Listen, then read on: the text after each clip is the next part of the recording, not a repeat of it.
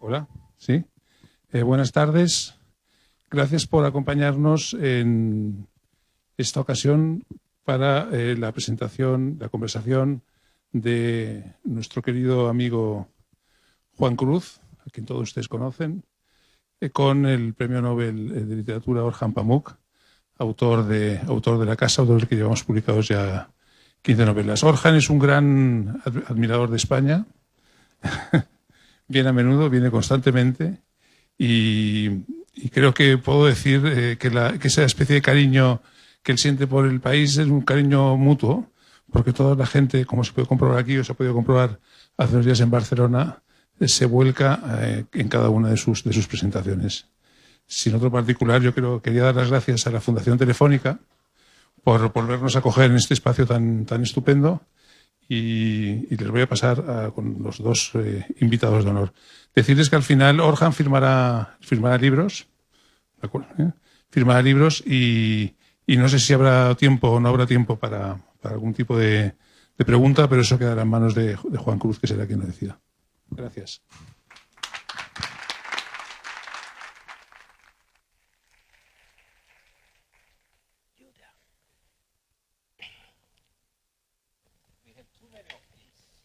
Yeah.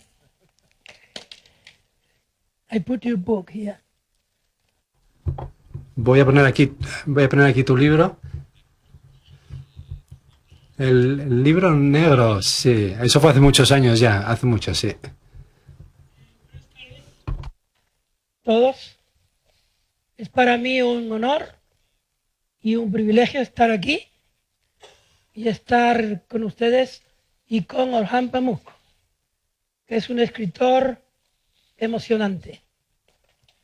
Quiero decir que sus emociones provienen de la mirada cotidiana sobre las personas, sobre todas las personas, las que encuentra en la calle, las que lo rodean en los libros, de Ana Karenina al último carácter que habite en su imaginación.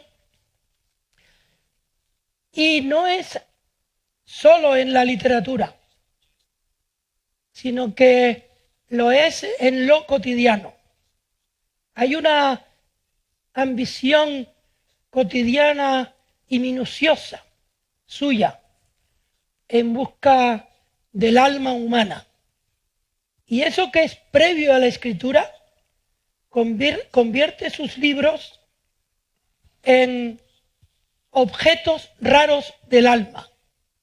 No es común Orhan Pamuk. No es un escritor común. No busquen en él nunca una referencia tópica a lo que exhala el alma humana. Así que para mí es, como lector y como persona que ha trabajado en el mundo de los libros, la admiración hacia una verdadera rareza a la que no estamos convocados todos los días. Me alegro que ustedes compartan el privilegio de quererlo conocer. Oh, thank you so much. Bueno, muchísimas gracias. Realmente estoy halagado por tus palabras y desde luego estoy encantado de oír que cuanto más explora uno, cuanto más investiga uno las posibilidades del realismo, uno acaba entrando en el espíritu. Lo que no se dice. Yo con esto quiero decir el sentimiento, el estado de ánimo. Eso es lo que realmente me importa y es verdad que es en lo que yo me centro. Uno tiene que capturarlo con pequeñas trozos superficiales de realismo y llegar a esa parte más profunda. Así que es verdad que estoy encantado con las palabras que has dicho. Orhan contiene numerosas metáforas. El propio pozo, los canarios decimos pozo, que es más bonito, el propio pozo tiene en sí misma todas las metáforas que se refieren no solo a la vida humana, sino al origen de la vida humana. El miedo, el origen, el agua, la madre, el padre. ¿Cómo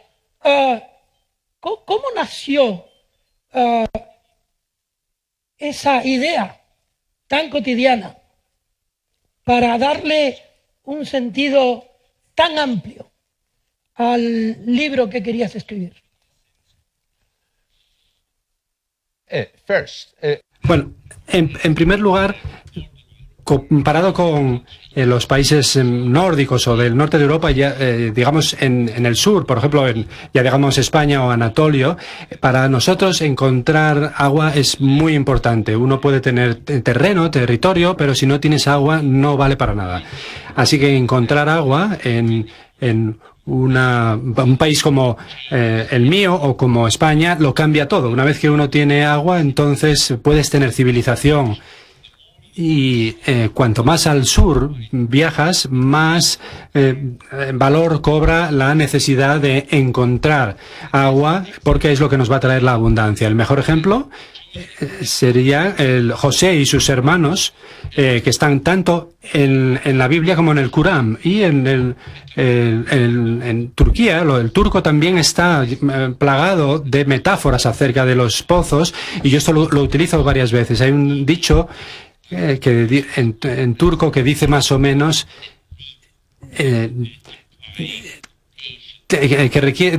habla de la paciencia, habla de escribir con una aguja. Eso es lo que necesitamos, realmente utilizar una aguja para hacer una tarea muchísimo más grande. En el libro, en la novela, en la que convocas como narrador a un personaje que de pronto se sabe las metáforas que puede haber en la imaginación del muchacho: el miedo, la madre, el padre y finalmente el miedo a matar al padre. Sí, mis personajes en ese sentido son personajes posmodernos. Ellos han aparecido, han caído en una situación y ellos son también parte de esa situación y parte de la historia literaria de esa situación. El libro tiene dos facetas, dos vertientes. Tú hablas de los pozos. En 1989 estaba intentando terminar en Estambul el libro negro. Y en el país que había al lado había realmente unos poceros también que estaban realmente cavando pozos. Yo estaba realmente escribiendo el libro y ellos estaban cavando pozos muy cerquita y me decían, al final podemos tener electricidad, ¿cómo podemos tener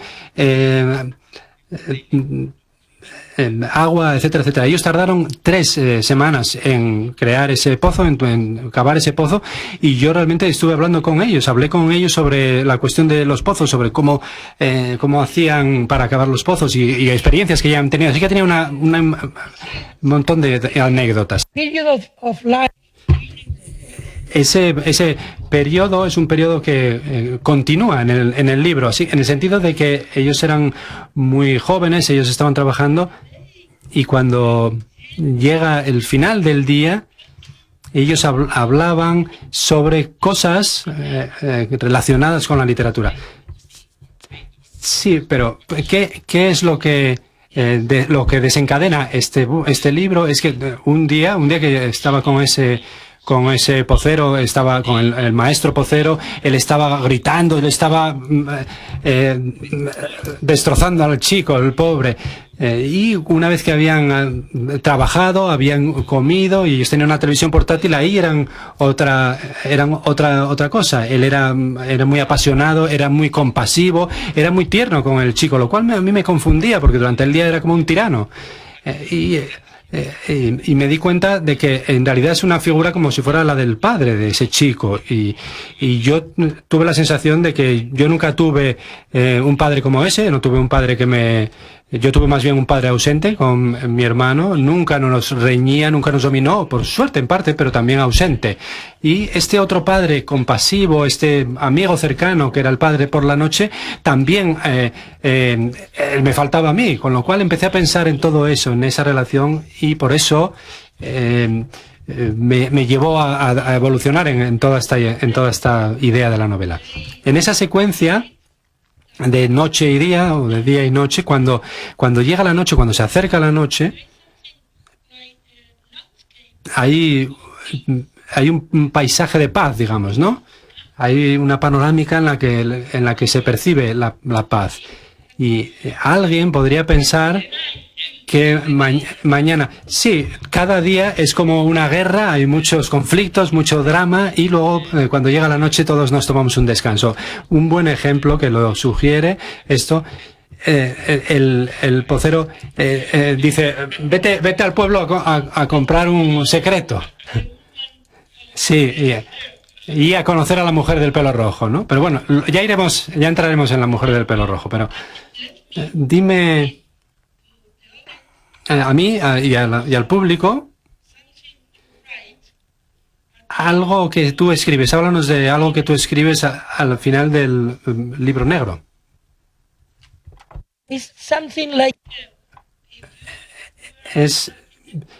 Si estuvieras escribiendo el prólogo de este libro, ser tan sorprendente como la vida. Excepto la escritura. Excepto la escritura. Sí, por supuesto, excepto la escritura. El único consuelo. These are the sí, esas son las últimas líneas del libro negro. Entonces, ¿qué es lo que quieres? Significar que en el propio libro actual, lo que se presenta enseguida para el muchacho es la vida. El padre deja la casa. Él quiere buscar una vida que lo equipare al padre. Esa decisión lo lleva a trabajar con un hombre que fabrica pozos. El pozo convoca miedo. La madre, que es lo más seguro que tiene él en la vida en ese momento, le dice, no vayas. Sobre todo, nunca bajes al pozo. Todos esos son consejos de las madres reales. Sí, cuando yo era pequeño, teníamos no en Estambul, sino que teníamos una casa de vacaciones que no había municipalidad, no había un sistema de aguas públicas, y nosotros ahí también teníamos un pozo. Y teníamos un sistema a través del cual el agua venía por el techo. Y mis primos y mis hermanos estaban por ahí en el jardín. Yo siempre lo que solía hacer, con mi abuela paterna, ella siempre estaba diciendo, no vayas. Y a todo el mundo le decía, no te acerques al pozo, etcétera, etcétera. El pozo siempre era, ya estaba realmente, era imposible prácticamente caer porque había una estructura de metal. Pero sin duda para ella era el lugar más peligroso de la casa, ¿no? Esas figuras superiores de la familia siempre te estaban diciendo no vayas allí. ¿Por qué? Porque siempre hay historias antiguas. Cuanta más ansiedad que tú tengas acerca de no te acerques a eso, evidentemente los niños lo que van a hacer es acercarse más. Y esto ocurre un día, al final, que ese candado oxidado se abre y abren la tapa y vemos que hay tarántulas y lagartijas y de todo saliendo por ahí, sale un olor horrible, y esos básicamente son los detalles autobiográficos de los pozos de mi niñez. hay una descripción de esas cosas que salen del pozo que me recuerdan la minuciosidad del Museo de la Inocencia. Ya. Sí.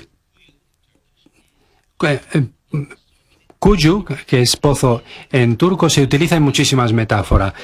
Nosotros podemos tirar cosas a un pozo, o vas a decir, te voy a encerrar y te voy a tirar la llave a un pozo, ¿no? Para que no puedas salir nunca. Cuando yo estaba escribiendo este libro, diría incluso que antes de empezar a escribir el libro, luego fue cuando conocí al pocero, esto fue hace 25 años ya, y decidí escribir este libro. Decidí escribirlo hace 4 años. Pero empecé a investigar y empecé a buscar, y ese es el método con el que yo trabajo. Todos somos un poco poceros, ¿no? Y encontré a un pocero que estaba muy orgulloso de arreglar y de poner en funcionamiento otra vez los antiguos pozos de Estambul, y te invitaba a todas las mezquitas donde te decía que todas tenían un pozo, algunas mezquitas tenían 2, y él era la persona que los arreglaba, y para él era un orgullo esa profesión, y eso empezó a mí a decirme un montón de cosas que él había encontrado en los pozos. Dinero antiguo, armas, un montón de cosas, ¿no? Las cosas que encontramos en esa densidad de los pozos son también ideas suprimidas o ideas reprimidas, digamos, ¿no? En el sentido freudiano del término. Yo soy hijo orgulloso de un experto en pozos, porque en el sur, en las Islas Canarias, no había agua, así que había que él se dedicaba a eso, él también hacía pozos. Y mi primera impresión era siempre la del miedo. Uno tiene miedo.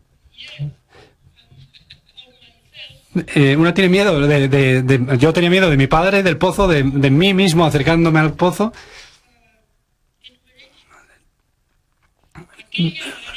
Orienta contenía trocitos membranosos de pellejo animal, escamas frágiles y nacaradas como los soldaditos de mica con los que jugaba de pequeño, guijarros de hacía millones de años, del mismo color que mi piel, caparazones translúcidos, extraños fragmentos rocosos del tamaño de un huevo de avestruz y trozos de roca tan liviana que como la piedra pómez flotarían si los arrojáramos a una fuente.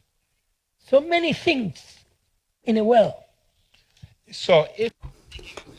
Sí, si uno está haciendo un pozo y uno llega, por ejemplo, a una tierra que es arenosa y que es de un color muy claro, eso es una mala señal. Yo me he convertido en un experto en esto, ¿no? Pero cuanto más oscura se va volviendo la tierra, eso quiere decir que uno se está acercando al agua. Cuanto más húmeda, cuanto más oscura sea la tierra, es una buena señal. Es una señal de que te estás acercando al agua.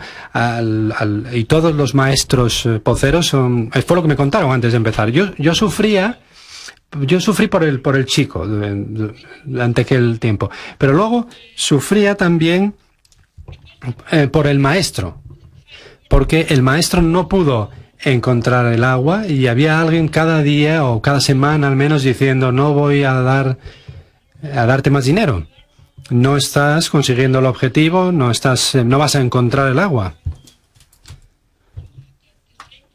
Y ¿tú tenías ese mismo miedo que no encontraran el agua? Bueno, al final realmente el hombre acaba adquiriendo esas cualidades chamanísticas porque el pocero de repente encuentra el agua y cambia tu vida por completo. Si encuentras, por ejemplo, en una tierra baldía, encuentras ese agua, vas a encontrar que se va a formar una ciudad, va a brotar de todo. En la parte del mundo donde yo vivo, al menos es así, seguro que en las Islas Canarias también. Así que la gente que se ocupa de esta profesión van adquiriendo unas cualidades chamanísticas porque son extremadamente importantes, porque necesitamos ese agua. Y luego están todas esas historias de ese maestro que me fue contando que están también relacionadas con eso. Ellos saben eso, pero la ironía que tiene mi historia es que nosotros estamos a mediados de la década de 1980 y este oficio, estos pozos artesianos van a empezar a desarrollarse y lo que tardaban 3 semanas, ahora se va a tardar 3 horas en hacer estos pozos artesianos. Tú sitúas la historia, empiezas a crear esta historia cuando estabas terminando el libro negro. ¿Cómo era tu vida entonces? ¿Cómo te fuiste capaz de reunirte con esa gente, toda esa gente, ese hombre que vendía boza? ¿Cómo vas a esa gente que son protagonistas de la novela al final? Bueno, te explico. Al principio yo no era tan profesional. Si pienso en la primera novela,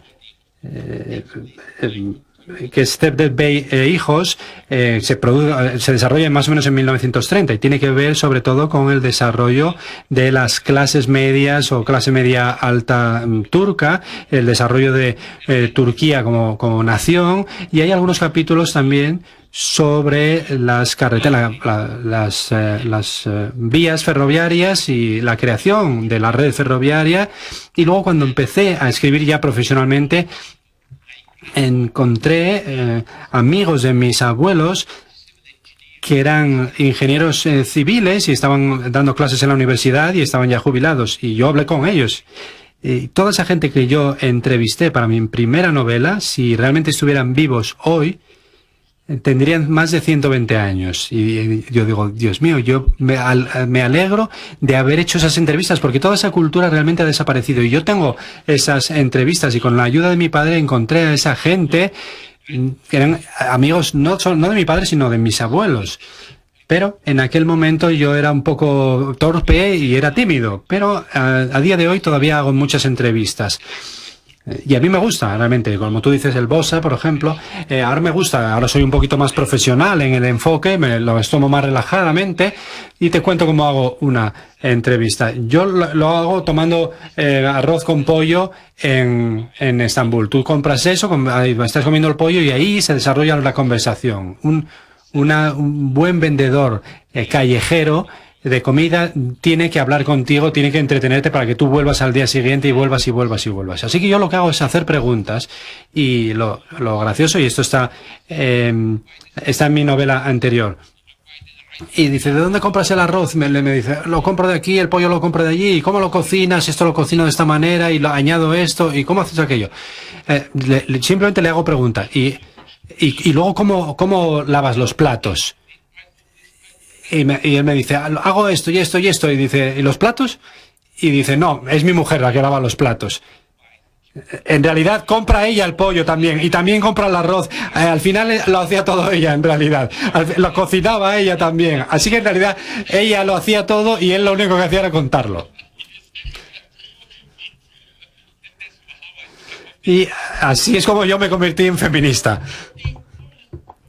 Pero dime, Orhan, ¿eso te hace un periodista? ¿Te convierte en un periodista en cierto modo? Sí, es cierto, es una buena pregunta esa, sobre todo, y esto es extraño, ¿no? Yo también soy un poco cínico y tengo amigos que me dicen, te estás convirtiendo en un antropólogo, en un sociólogo, y yo me pico, ¿no? Con ellos un poco. Pero realmente, si uno tiene que escribir novelas, ya no son las novelas como en los años 70, uno tiene que ser periodista un poco también, pero me preocupa en cierto modo el cambiarme de profesión, pero es verdad que disfruto de ello. Cuanto más investigo, más domo, digamos, o más libertad le doy a ese Edgar Allan Poe que tengo dentro, o que querría tener dentro, para que pueda crear libremente.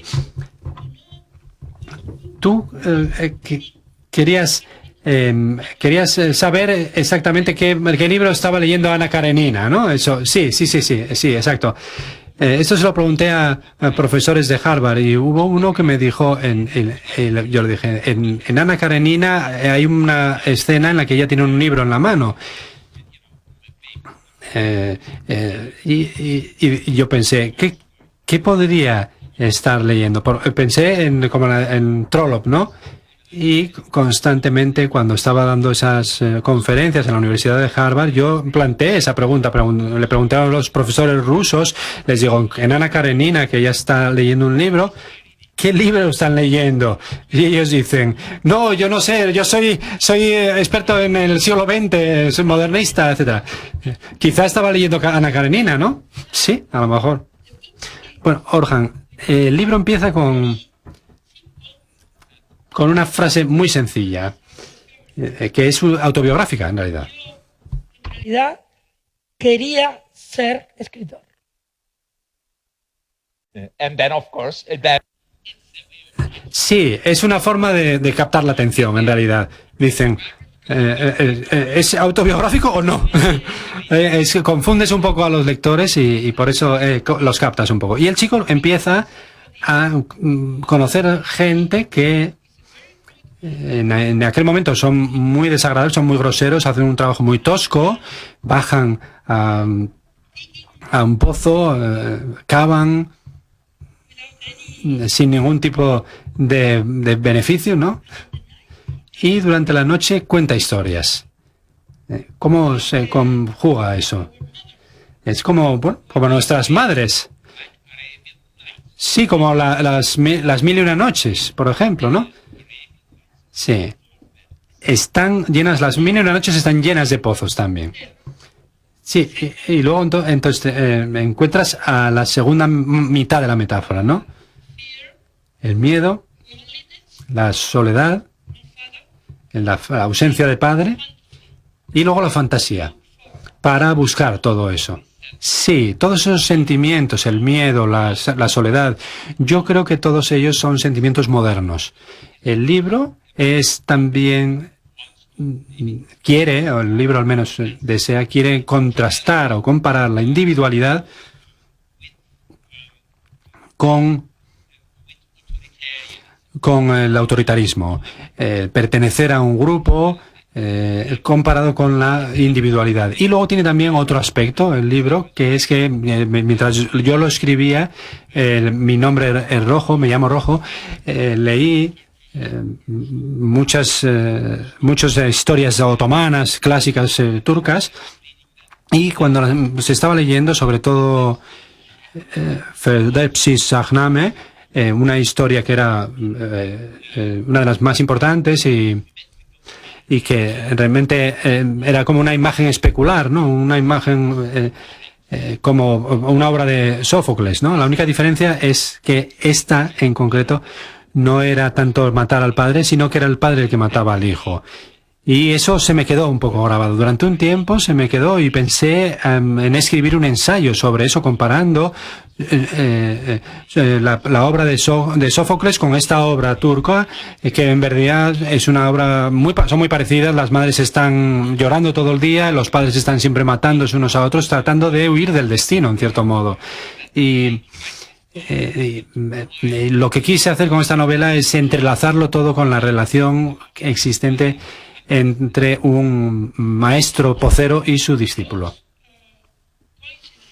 Esas coincidencias, el chico que quiere ser escritor, luego la literatura desciende sobre él, todo eso hace que el chico más tarde, en la segunda mitad de la novela, trate de encontrar por todo el mundo aspectos pictóricos, fotográficos o literarios, incluso, de todas esas metáforas, ¿no? La muerte del padre, el asesinato del padre. Esto es algo que siempre está en las leyendas quizá de todas las culturas, pero también en la realidad, en cierto modo. Cuando escribiste todas esas circunstancias, tú tienes la sensación de que estás queriendo decir algo que quizá es demasiado tosco, demasiado bruto para ser leído. Yo, sin duda, he querido siempre escribir una novela corta, ¿no? Y a veces tengo la sensación de que dices, oh, tus novelas, Orhan, son demasiado largas. Y yo hay dos reacciones ahí. Hay algunos lectores que les gusta eso y hay otros que, sin embargo, y eso lo veo como un desafío, hay sin duda un deseo autoimpuesto de escribir algo rápido, corto y filosófico.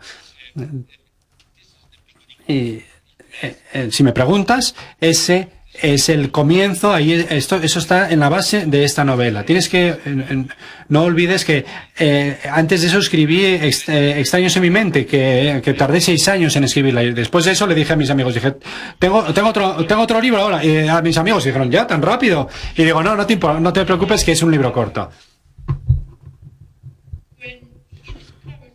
Cuando él descubre la noche, el chico descubre la noche, el paisaje de la noche, aparece también, surge una mujer con el pelo rojo, y sin duda yo creo que es algo simbólico, ¿no? En algunos de tus libros el rojo es un color simbólico. Yo me pregunto cómo se te ocurrió eso, porque eso acaba siendo decisivo para la novela, no solo por la cuestión del pelo rojo, sino también por la belleza, la belleza del ideal de la belleza. Sí, pero no hay mucho simbolismo cromático, digamos, en ese pelo rojo, pero es muy sencillo en realidad. La idea es la literatura inglesa, desde Shakespeare hasta Sylvia Plath, siempre se ha asociado las mujeres con el pelo rojo con mujeres misteriosas, enojadas, etcétera. Y pasa un poco lo mismo en la parte del mundo donde yo vivo. Pero realmente no hay, cuando uno más va al sur, no hay tantas mujeres pelirrojas. Pero normalmente cuando tienen el pelo rojo suelen ser teñido, y por eso tenemos actrices que cuando quieren tener un carácter fuerte, las que no quieren tener el aspecto tradicional de la mujer tradicional, hacen esto y se tiñen el pelo de rojo. Y entonces significa también, como tiene una connotación de que puedes coquetear con ella o que es más fácil tener sexo con ella, etcétera, ¿no? Mi pregunta es: si los prejuicios de la gente en la parte del mundo donde yo vivo, que ven el pelo rojo y piensan que quizá lleva una vida un poco ligera, ¿por qué se van a teñir el pelo rojo? No hay respuesta a eso. Evidentemente, ¿por qué? Porque están desafiando la ideología tradicional establecida, la comunidad, tienen fuerza, quieren tener ese pelo rojo como una afirmación de ellas, quieren tener esa diferencia, marcar esa diferencia. Y de hecho el libro tiene 3 partes, y en la tercera parte, cuando habla la mujer del pelo rojo, hay una historia que ella cuenta, que es una elección. Y tú pregunto a las amigas que tengo, y les pregunto, ¿qué piensas tú? Cuéntame una historia sobre chicas del pelo rojo, y alguien me contó esa historia que te acabo de contar. No hemos tocado la segunda o la tercera parte del libro porque, para beneficio de los lectores, no queremos estropeársela. Queremos ser tan pacientes leyendo como tú has ido escribiendo. Pero voy a hacer referencia a una cuestión muy, muy central, una descripción que se hace en tu libro, que es cuando finalmente él se compromete con la felicidad, con esa mujer del pelo rojo. No sé si debo decir, pero bueno, que hay sexo, ¿no? Sí, lo hay, sí. Sí, no, yo quería que lo dijeras. Sí, tú eres la estrella del porno.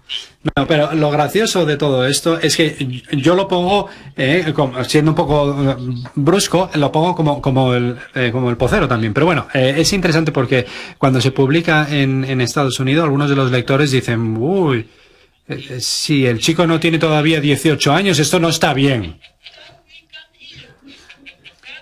Eso va a llegar aquí también, no te preocupes, va a pasar aquí eso. Pero bueno, en ese momento, la descripción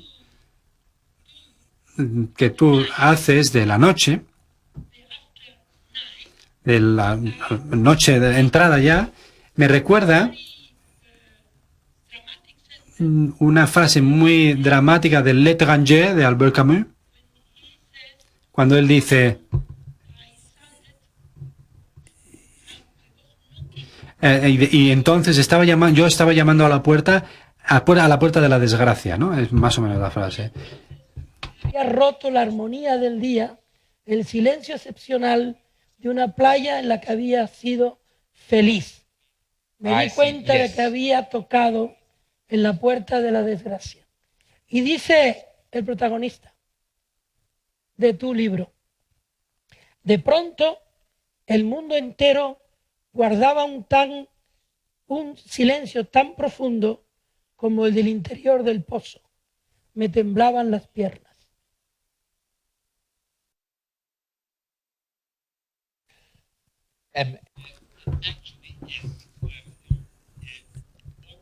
En realidad yo creo que es obvio que soy mejor en mis novelas de lo que soy en las entrevistas, ¿no? En las entrevistas digo que tienen sexo y sin embargo en el libro cuento las cosas así, de esta manera. Demuestra que soy mejor. El libro de un ser humano, pero sobre todo de un escritor que es un ser humano.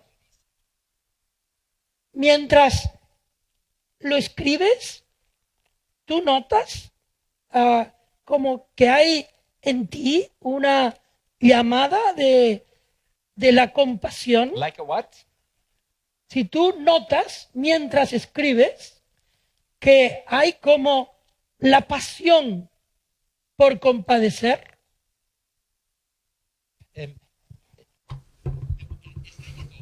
Y a medida que uno se hace mayor, creo que el hecho de escribir no es tanto promover ideas como crear situaciones que quieres entender. Quieres que todos entiendan. Cuanto más quieras entender a todo el mundo, más ideología, más propaganda, menos vas a imponer, a tener esas ideas imposibles de contener. Lo bonito de escribir una novela es que uno rindes tributo al punto de vista de otra gente y lo haces de una forma mucho más delicada de lo que se hace fuera de las novelas. Cuantos más novelas escribo y cuanto más mayor me hago, es que mi trabajo en verdad es escuchar la voz de otras personas y luego componer y reunirlas, compilarlas de una cierta manera que permita que el libro sea más que la suma de las voces de esas personas. Cuando ellos se reúnen con la mujer del pelo rojo, yo también describo la noche, ¿no? El silencio de la noche o justo antes, las estrellas y todo eso. Y cuando hago eso, sé que estoy en verdad comunicando. Y esa es la belleza, eso es lo bonito que tiene la literatura, que uno habla de las estrellas o uno habla de cuál es el aspecto de la noche. Habrá gente que diga, no, estos pasajes no me interesan, quiero ver la acción, quiero ver qué pasa. Pero uno que una vez que has manejado la acción de manera que encaje, todo el mundo empieza a hablar de los sentimientos de esa acción y no tanto de los personajes. Esto nos lleva al sentimiento de la música, ¿no? ¿Cuál es la pregunta? La pregunta es que dices... en ciertos... hay algunas páginas que parecen grabarse en nuestras mentes de tal manera que somos incapaces de olvidarlas.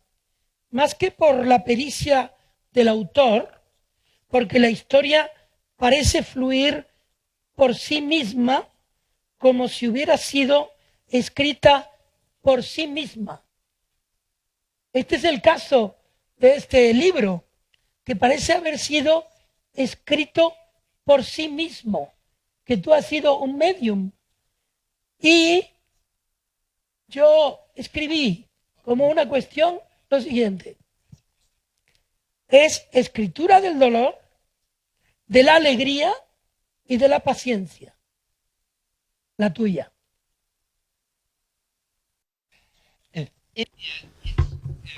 Sí, al final es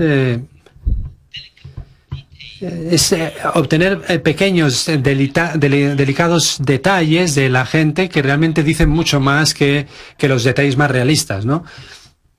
Más prácticos, digamos, ¿no?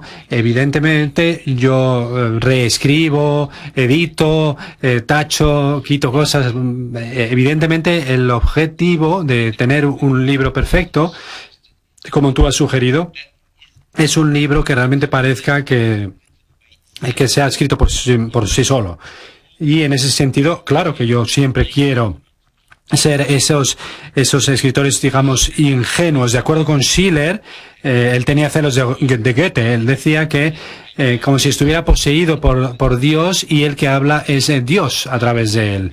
Pero yo soy un escritor sentimental que ahora que me doy cuenta que no está escribiendo Dios a través de mí, pero si él escribiera a través de mi texto, ¿qué estaría contando? Esa es mi idea. Son el deseo de escribir libros perfectos. Evidentemente es muy difícil, uno tiene que seguir intentándolo y nunca vas a conseguir ese libro que se escribe por sí solo. Yo creo que tu literatura es adictiva. Gracias.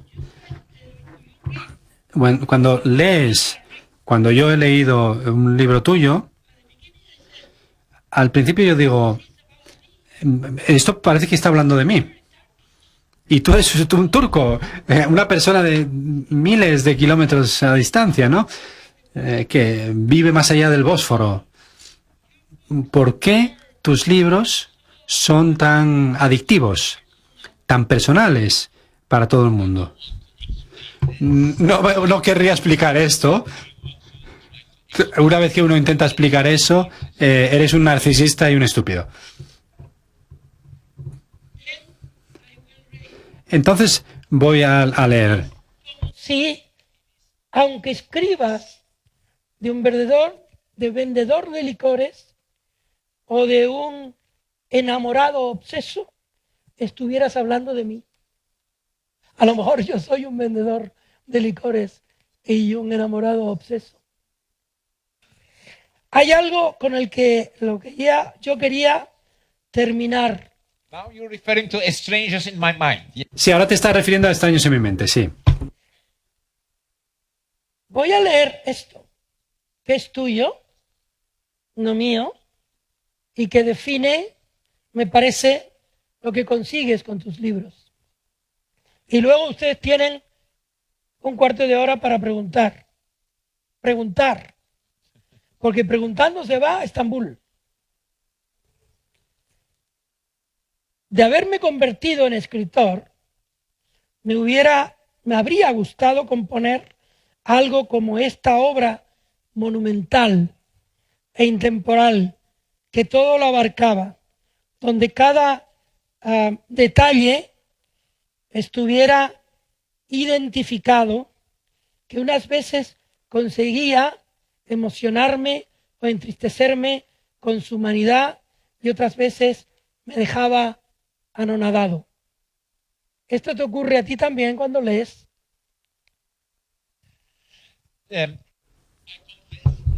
Tengo que confesar que ahora leo menos literatura. Ahora leo más libros técnicos, históricos. Quizá porque me estoy preparando para escribir alguna cosa, estoy tomando notas para escribir cosas, así que la vida se va haciendo más corta. Tengo que encargarme de los proyectos y tengo muchos libros pendientes de leer para documentarme, ¿no? Y quizá por eso es por lo que leo menos novela. Pero al final la literatura, la comunicación literaria en realidad tiene que ver con ese momento tan delicado en que el escritor, yo me veo a mí más como un artesano más que como un artista, ¿no? Yo trabajo para conseguir un efecto. Lo bonito de todo ello es que uno también recuerda aquellos momentos cuando leías, yo que sé, Tolstoy o Dostoyevsky o Proust o Thomas Mann. Esos son para mí los grandes novelistas. Al final, cuando terminas una novela, lo que tienes como objetivo es esa intuición, lo que tú has definido como lo espiritual, esa escritura espiritual. No sé si lo consigo, pero al menos las palabras que te oigo me hacen pensar que igual estoy consiguiendo algo de eso. Tu próximo libro tienes que decir al principio, ahora soy un escritor, debería empezar con eso. Estoy encantado de que Random House me haya pedido a mí que mi amigo Claudio que te entreviste a ti en público, y sé que han sido muy agradables, han hecho posible esto, y estoy encantado de verdad de poder hablar contigo de un escritor extremadamente importante, uno de los más importantes de nuestra época, que escribe sobre el miedo y sobre el amor al mismo tiempo. Muchas gracias. Muchas gracias.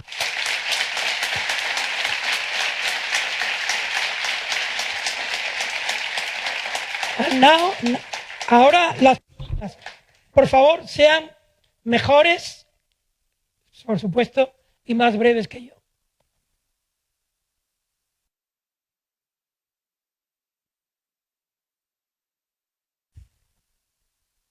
Sí, hola. Buenas tardes. Gracias por la charla, tanto a Juan, Borjan, y quería preguntarte qué hay al fondo del pozo. ¿Quizá una mujer de pelo rojo? ¿Qué habría en el fondo del pozo? What is in the... Well, What is... You mean...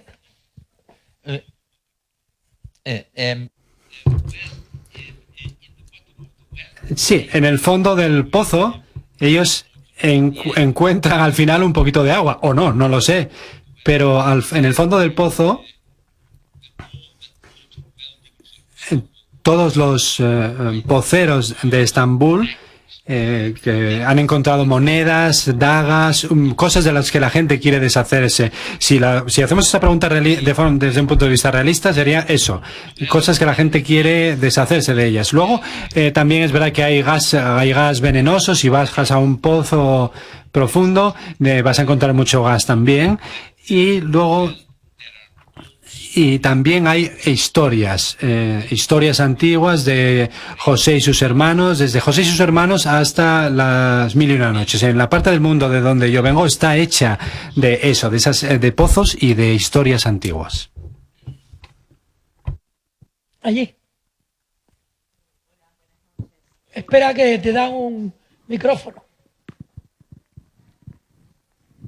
Buenas noches. La novela que has escrito trata sobre, por lo menos, dos leyendas fundacionales de dos culturas distintas, ¿no? O sea, una de las leyendas fundacionales de Occidente siendo el mito de Edipo Rey, y la otra que la leo aquí, puesto que no la tengo, el mito persa del libro de los reyes. Uno en donde un hijo mata a un padre y otro donde un padre mata a un hijo.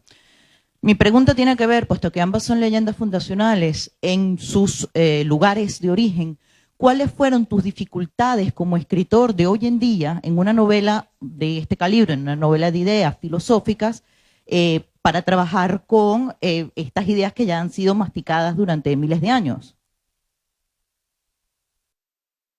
Okay. Sí, es una buena pregunta en el sentido de que la novela quiere decir exactamente lo que tú acabas de decir, que es comparar estos mitos antiguos, y luego también establecer y afirmar que estos mitos siguen estando presentes, y además para aclarar también que todas estas historias antiguas no están olvidadas ni superadas. Es verdad que son mitos fundacionales y que ambas historias, la de Sófocles, Edipo Rey, y luego el libro de los reyes, son clásicos de Penguin. Y cuando digo esto, la gente se alivia porque dicen no son tan oscuros entonces. Pero el problema con esto, las novelas de ideas, las novelas filosóficas, es que es muy difícil entrelazar, conectar el mito con la realidad. Hay que avanzar rápido en una novela y se hace difícil conseguir establecer ese vínculo. Yo creo que el escritor que se las arregla para hacer eso de la mejor manera posible, que es hablar de lo esencial, de los mitos fundacionales y aplicarlos un poco a la realidad, y si satisface también nuestros estándares de realismo, yo creo que el mejor es Dostoyevsky. En Dostoyevsky, los estados de ánimo, los movimientos de los grandes ideales de Dios, de la humanidad, de la comunidad, la originalidad, los celos, todas esas grandes ideas, la unicidad, todo, los típicos temas de Dostoyevsky, todo pasa al realismo, el dinero, la lucha, detalles muy comunes y muy prácticos, y vuelve otra vez luego a las ideas. Yo creo que lo importante es el talento del escritor para hacer que este péndulo vaya cada vez más rápido, de lo muy particular, lo muy realista, de un vaso de vodka, de lo que sea, un reloj o una botella de plástico, a la idea de Dios, a las grandes ideas y a los grandes conceptos, y la solidaridad, la amistad, la individualidad, la libertad, la originalidad, el peso de la historia y nuestra libertad. Todas esas cosas, esa es exactamente lo que tiene que hacer una novela para mí. Ese péndulo tiene que hacer esa transición de una forma muy fluida. Y eso es lo importante en una vida secular. Esas grandes ideas, la religión y los ideales están siempre ahí, pero cuanto más modernos nos volvemos, más nos perdemos en la gran ciudad y nos sentimos confundidos acerca de los significados de esas grandes ideas, y nos entretienen los pequeños detalles de nuestra vida. Y si hay alguna moral o alguna obligación que debe tener un novelista, yo creo que es establecer esa conexión entre esto de aquí y los grandes ideales que flotan en el ambiente y que yo siempre trato de conectar con ellos. ¿Alguna mano? Ahí hay una. Señorita.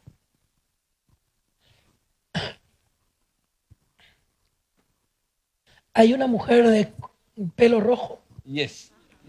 More than one. I already come. Hay más de una. Hay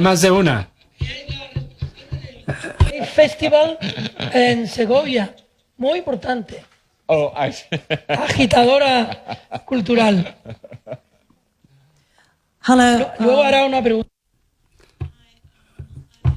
Hola, yo tengo una pregunta relativa. Tú has hablado del escritor como un artesano, en cierto modo, por todo el trabajo que tienes que hacer. Y has hablado del mundo metafísico, de las cosas importantes de la vida. Pero cuando piensas en tu trabajo, ¿tú has esperado alguna vez reunir todas esas cosas y que todas esas cosas te fueran a dar un premio Nobel alguna vez? Sí, entiendo tu pregunta. Un premio Nobel, al comienzo de mi carrera literaria, realmente era una especie de metáfora del éxito, ¿no? Como un padre tradicional turco le diría a su hijo, un día vas a ser un pasha o vas a ser el presidente, y nosotros los escritores nos decimos, un día vas a ganar el premio Nobel, ¿no? Es ese concepto. Es una especie de cliché, un tópico, ¿no? Como todos los autores, yo no sé si he hablado de esto ya antes, pero realmente es una cosa inalcanzable para nosotros en ese momento, pero cuando mayor se hace uno, más empieza la gente a hablar de esa posibilidad, y al final nadie escribe para ganar el premio Nobel. Todo el mundo escribe para... al menos mi objetivo cuando empecé a escribir era tener éxito, verdaderamente. Era de una forma que pudiera continuar escribiendo, nada más, ¿no? Era Ernest Hemingway, fue el que dice, algunos de mis escritores amigos no pueden escribir, no saben escribir bien y no tienen ningún éxito o tienen demasiado éxito. Así que yo creo que una buena forma de continuar escribiendo es un lugar entre medias de esos dos, y para eso es para lo que yo me preparé en un principio.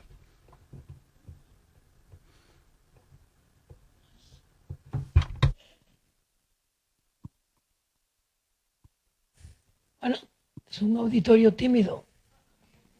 ¿no?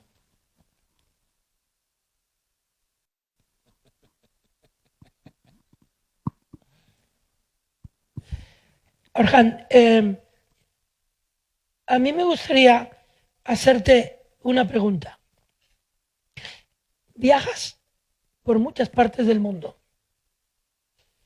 Preguntas a mucha gente.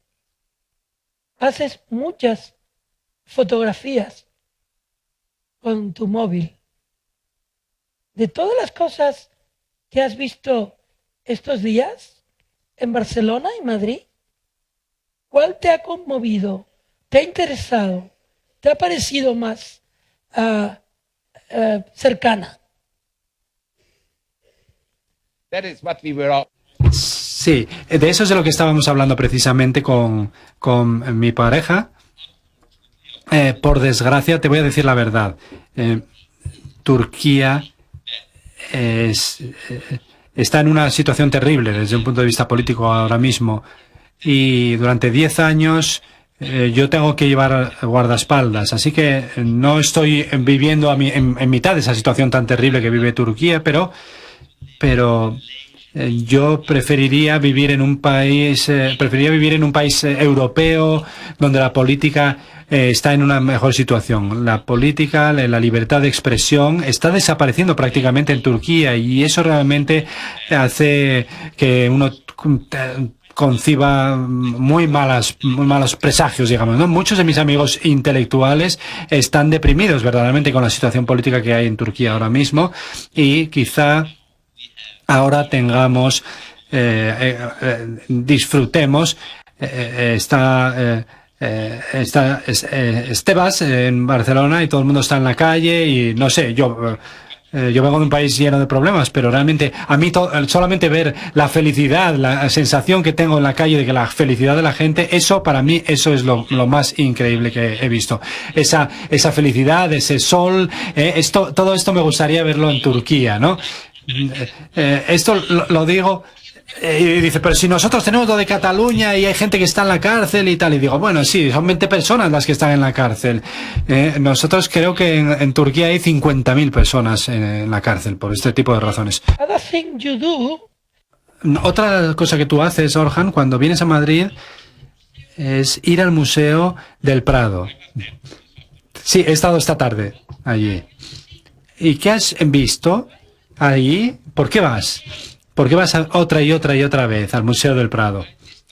Esta vez, evidentemente, me gusta la idea del museo, ¿no? El museo hay una cierta cualidad en el museo como en sí mismo, ¿no? No por las obras, sino el museo en sí, ¿no? La gestión del museo.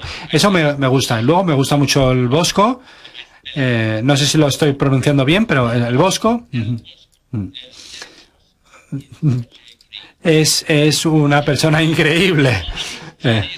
Es un novelista, sí, es un novelista, sí. A uno le gustaría ser como el Bosco, tener sus ideas, lo miras y aquella gente volando con alas, como si fueran insectos, es increíble lo que hace la imaginación. Un pintor como el Bosco habla con tus ojos sin falta de intelecto y eso es hermoso. Hay un sentimiento un tanto infantil cuando uno mira estas pinturas y además piensas, oh Dios mío, este hombre, el Bosco, lo que estaba haciendo, esto lo hablamos esta tarde con una persona, estos cuadros los estaba haciendo a la vez que los pintores que los pintores que yo reflejo en Me llamo Rojo, lo que pintaban ellos en ese momento. Y el Bosco en aquel momento estaba haciendo justamente estas cosas tan delicadas, tan sorprendentes, tan locas, ¿no? Su imaginación es increíble, es como un océano, no tiene fin, no tiene fondo. Yo estaba pensando en todo eso y realmente pensé que era increíble estar aquí, pensar en el arte, en la literatura, en conmover los corazones de las personas, estar aquí, estar en directo y poder hablar con vosotros. Todo esto está relacionado con esa idea. Esto es lo que yo te decía antes con el sol en Barcelona, que disfruté aquí, la felicidad de la gente y también aquí en Madrid. Yo te conocí hace muchos años, más años para mí que para ti.